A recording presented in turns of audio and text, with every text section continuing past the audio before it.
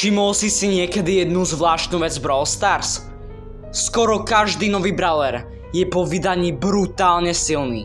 Niekedy dokonca tak silný, že zničí celú metu hry. A potom, o pár týždňov neskôr, príde nerf. A nie malý nerf, totálne zničenie postavy.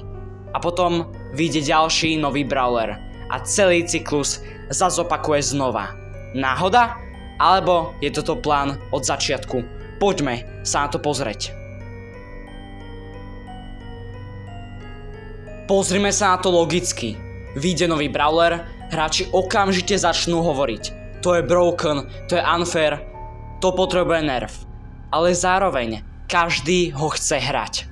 Pretože keď je nejaká postava silnejšia než ostatné, vyhráva viac hier, získava viac trofejí a hlavne robí hráča silnejším bez veľkého efortu.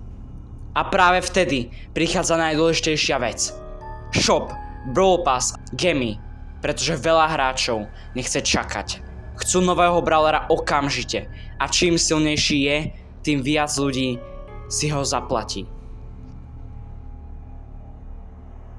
A teraz prichádza tá najdivnejšia časť. Komunita si začala všímať vzorec. Nový brawler vyjde, je extrémne silný, ľudia kupujú peky a potom príde balance update.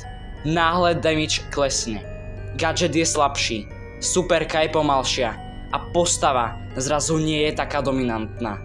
Niektorí hráči tvrdia, že je to len zlá balancing chyba, ale iní si myslia niečo úplne iné. Že OP brawler nie je chyba, ale marketing, pretože silná postava vytvára hype.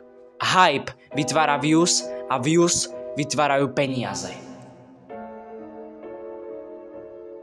Ale čo ak ide ešte o niečo horšie?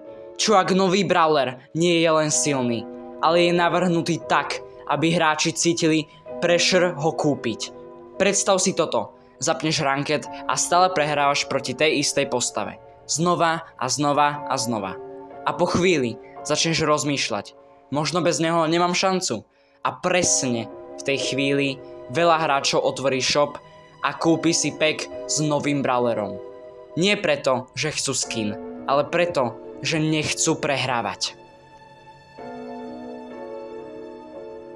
Takže, sú nové postavy silné úplnou náhodou? Alebo je to cyklus, ktorý funguje každý jeden update? Najskôr hype, potom peniaze a nakoniec nerf. Možno je to len konšpirácia, ale možno si práve všimol niečo, čo tu bolo celý čas.